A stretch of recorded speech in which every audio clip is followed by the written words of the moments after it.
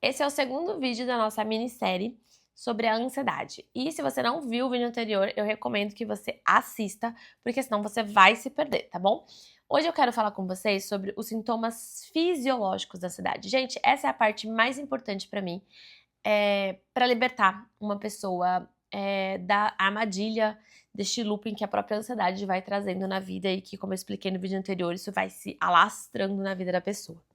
Então a gente precisa entender a parte fisiológica. Eu quero que você entenda que toda emoção, a ansiedade não é exatamente uma emoção, mas só para você entender, vamos chamá-la de uma emoção. Ela tem uma razão biológica, fisiológica, evolutiva para existir. A ansiedade ela é essencial na nossa vida.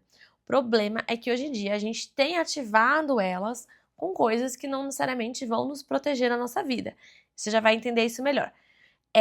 Como que funciona, né? Lá nos tempos mais primitivos, a gente sentia a ansiedade em momentos em que a nossa vida estava em perigo. Então, geralmente, quando você tinha que sair correndo de um leão, de um tigre, por exemplo, esse era um bom momento para você ficar ansiosa. E a partir do vídeo de hoje, que você entender por que os sintomas da ansiedade existem, você vai começar a ficar muito mais tranquila na próxima vez que você sentir ele. Então, deixa eu te explicar algumas coisas, tá bom? Quando você sente ansiedade, o que acontece? A gente tem uma liberação ali de adrenalina, de cortisol e uma série de outras químicas ali que fazem com que você entre num estado de alerta.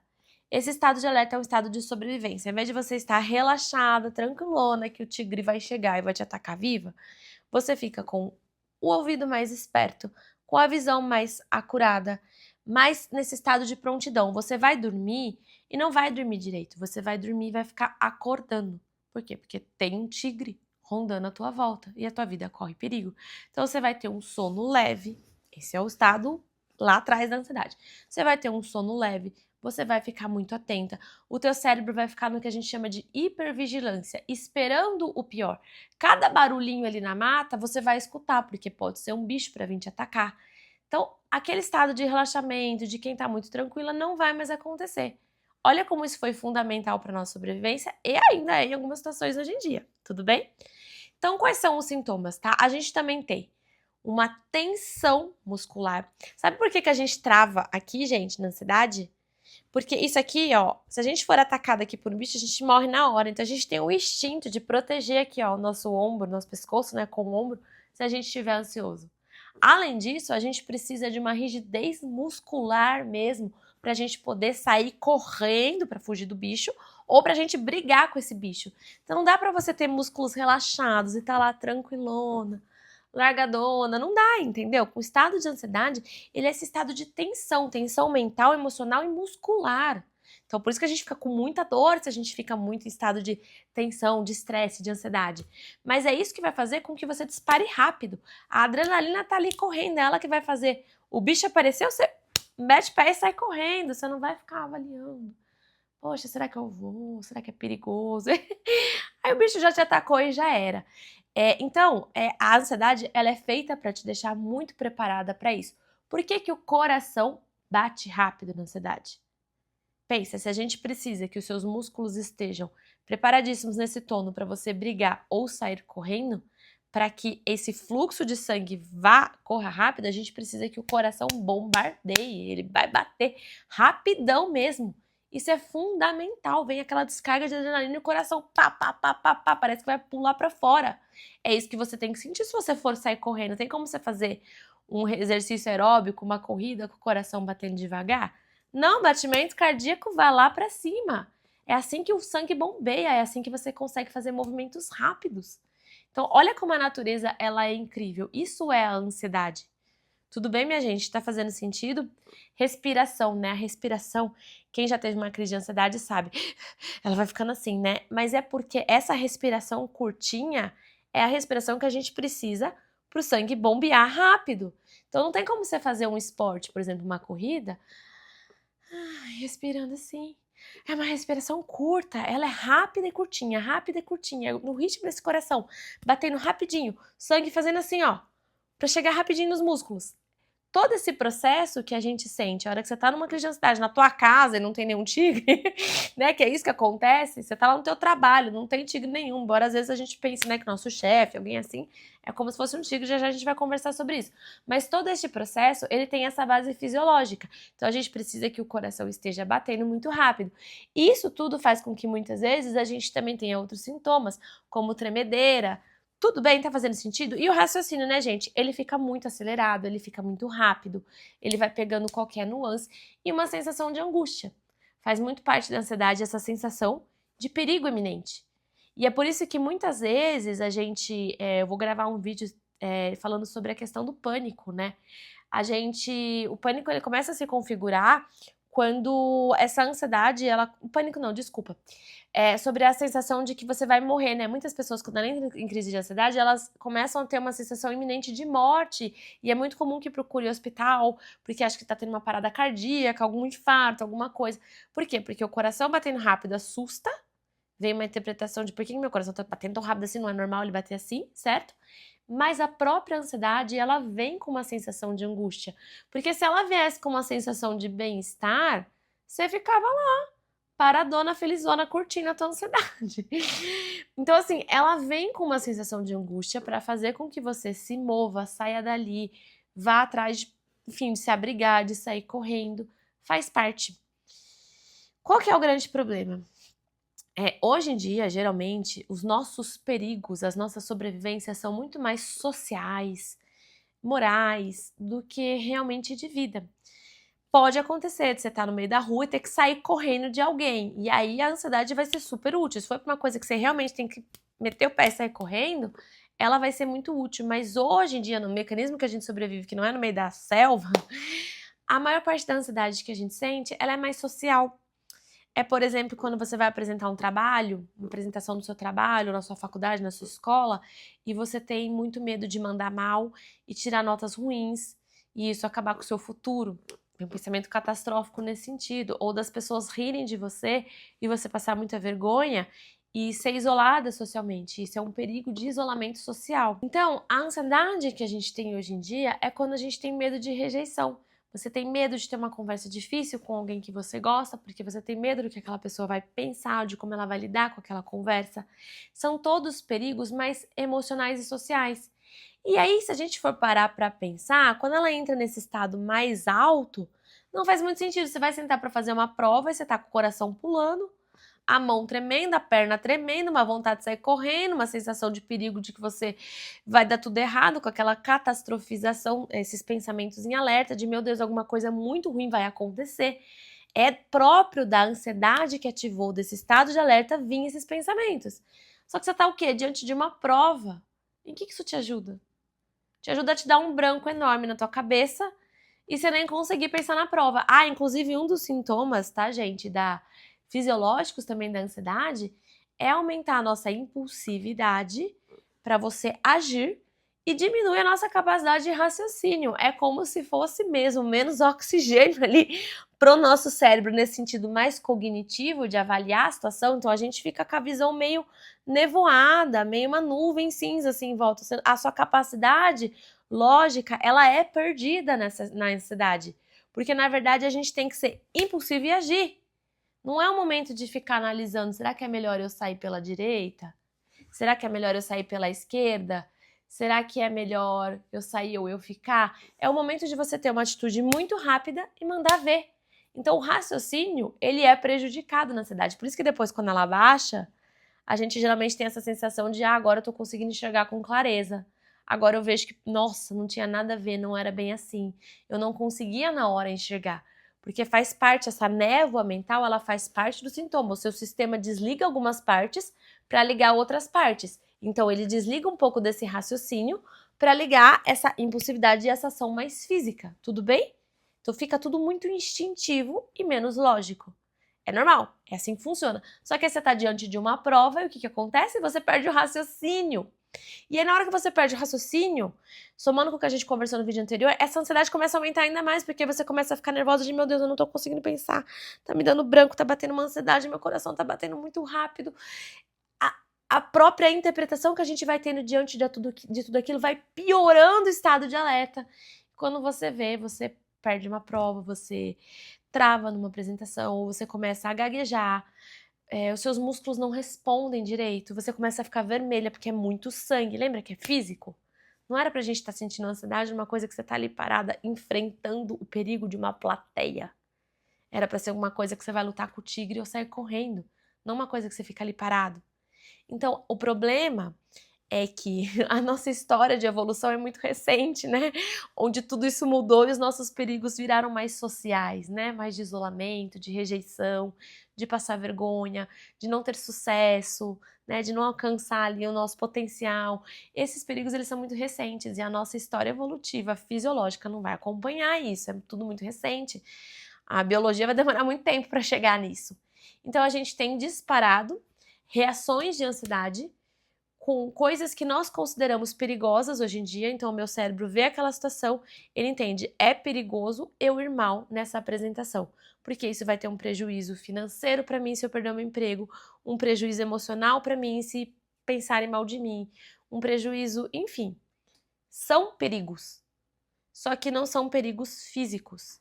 Então, toda essa cascata que é feita hormonal para que você se proteja do perigo não funciona e ainda te gera mais problemas. E é por isso que é tão difícil de sentir elas.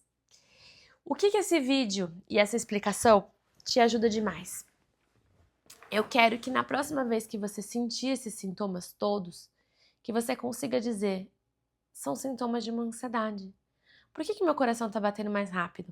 Ao invés de você, meu Deus, meu coração tá batendo mais rápido, tem alguma coisa muito perigosa acontecendo, é só uma ansiedade. De novo, como eu disse no vídeo anterior, não é só uma ansiedade no sentido de que não é nada, mas no sentido de que tem uma explicação. E entender que tem um porquê faz a gente entender como a gente desativa tudo isso. Faz a gente não entrar em desespero de estar sentindo. Então, a hora que eu sentei para fazer uma prova e o coração começar a bater e começar a me dar uma tremedeira e aquela angústia, a minha ansiedade ativou. Isso aqui tem nome, isso aqui é um sintoma. Como eu dei no exemplo do vídeo anterior, que você tá tendo uma dor de barriga e você fala, isso daqui é uma dor de barriga. Eu vou sentir dor, eu vou passar mal, vou ficar horas aqui assim, você consegue entender esse contexto. Tá bom, isso aqui é uma crise de ansiedade. É isso que tá acontecendo, eu não preciso botar mais alarme em cima disso. E aí eu vou te dar uma dica extremamente preciosa. Não é só isso que vai te resolver, mas isso aqui vai te ajudar demais. Eu sempre falo que é um conselho de vó, porque nossos avós falam muito disso e parece tão bobo que a gente não bota fé. Mas a hora que você entender o fisiológico, você vai entender. Você não tem como, lembra que eu disse pra você que não tem como você correr respirando devagar? Então, esse estado do coração batendo rápido vai fazer com que o sangue bombeie rápido, vai fazer com que tudo se retroalimente. Você joga adrenalina, o coração bate rápido, mas porque o coração tá batendo rápido, você tem mais adrenalina e os pensamentos ficam mais acelerados e a vontade de sair correndo vem. Tudo se retroalimenta.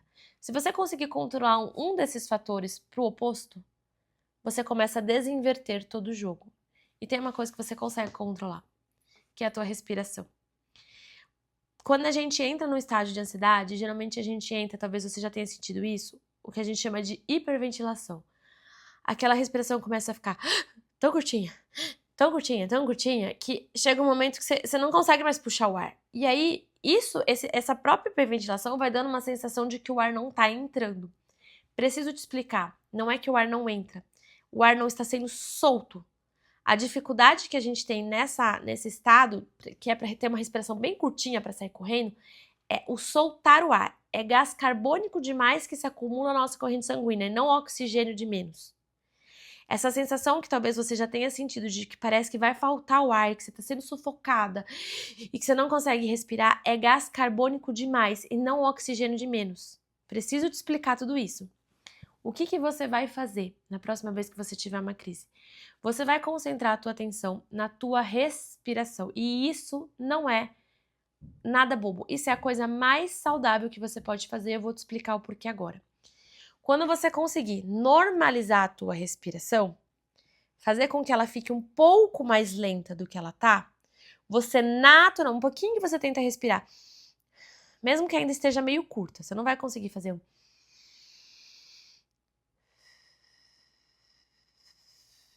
enfim, tô acelerando aqui pra eu gravar, mas você não vai conseguir fazer isso na hora que você tá... Mas você vai tentar... Você vai tentar ir soltando o máximo que você conseguir. Com força, inclusive, se você achar melhor, ou mais devagarzinho, pela boca. Você vai tentar ir soltando o máximo. Porque nem que você fique 10 minutos fazendo isso. Quanto mais você conseguir ir soltando devagar, nesse processo de soltura, o seu coração começa a bater mais devagar. Não tem como ele bater rápido se você estiver soltando devagar, não tem como. A hora que você vai soltando devagar, o teu coração, aí você vai puxando mais devagar também, o seu coração começa a bater mais devagar. Ele vai bater nesse ritmo, ele vai batendo no ritmo desse ar entrando, tudo bem? O sangue vai começar a ser bombardeado mais devagar. E a hora que isso tudo começar a acontecer, essa angústia vai começar a ir diminuindo. Porque lembra que é fisiológico? Se é fisiológico, significa que se a gente conseguir mexer em algum ponto fisiológico, a gente consegue mudar tudo isso. Existem formas emocionais e cognitivas da gente cuidar da ansiedade, e eu vou passar isso para você nos próximos vídeos. Mas, geralmente, é mais fácil a gente começar justamente pelo físico, pelo fisiológico, que é onde você consegue perceber. O cognitivo, que são os pensamentos, o emocional, ele é um pouquinho mais aprofundado. O fisiológico é onde você sente ansiedade, você sente que ela tá batendo, o coração batendo rápido, você sente que tá dando uma tremedeira, você sente uma certa angústia. É mais fácil, a respiração é mais palpável, ela é mais concreta para você tentar controlar.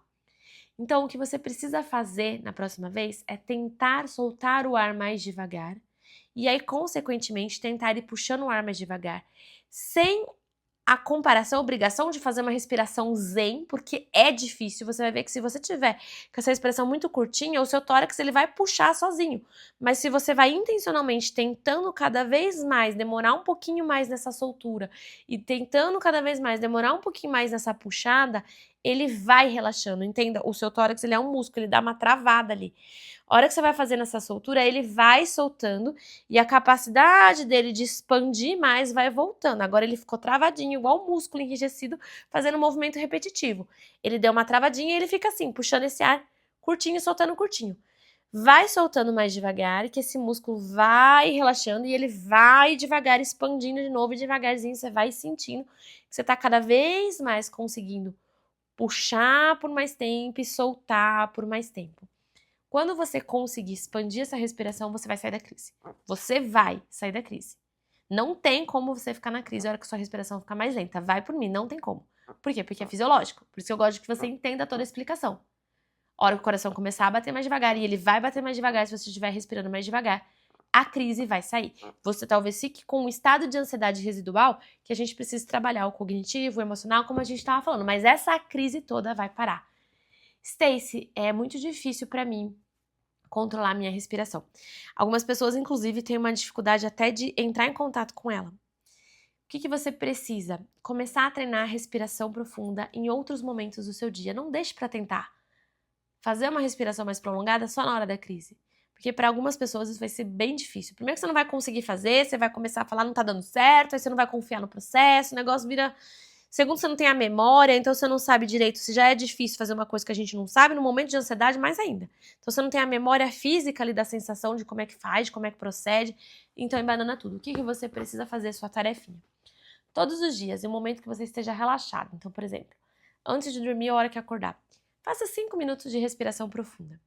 Tem alguns vídeos, se você procurar respiração diafragmática aqui no YouTube ou no Google, você vai encontrar. Mas só para você entender. Põe uma mão aqui e outra mão na barriga. Na respiração diafragmática, que é na respiração da ansiedade, perdão, que é essa do tórax, a gente sobe aqui, ó. Essa mão sobe e desce. Essa mão sobe e desce e é curtinho. Então, pôr a mão ajuda muito a gente a ter uma percepção mais física. Ela sobe e desce e ela é curtinha. Na respiração diafragmática, que é a respiração correta, essa aqui não é errada, mas ela é feita na hora que você tá correndo, fazendo exercício, alguma coisa intensa. A gente tem que respirar aqui. Só que a gente tá toda hora respirando aqui, né, minha gente? A gente tá o dia inteiro, assim, respirando aqui. Se você for olhar um bebê, um cachorro, um gato, eles respiram aqui, ó. A barriga sobe e desce. É a mão, que aqui não dá pra ver, mas é a mão que vai pra cima e pra baixo, e não aqui. Essa é a respiração relaxada, que a gente tá perdendo. Como é que faz? Então, quando você estiver indo dormir ou acordando, você precisa fazer essa respiração, pelo menos uns 5 minutos, 10 minutos. Começa com 5 minutos, 3 minutos, se for muito difícil pra você. Onde você vai começar, deita ali na cama, qualquer coisa, e você vai tentar começar a controlar a tua mão subir e descer. Então, a barriga sobe e a barriga desce. A barriga sobe e a barriga desce. Você vai tentar fazer isso, puxando o ar por uns 3, 5 segundos. Quando você for conseguindo, às vezes dá uma seguradinha até e aí solta mais devagar também que você for conseguindo, no teu limite. Talvez nesse começo você esteja acostumado com uma respiração muito curta, mas conforme você vai treinando, você vai aprendendo.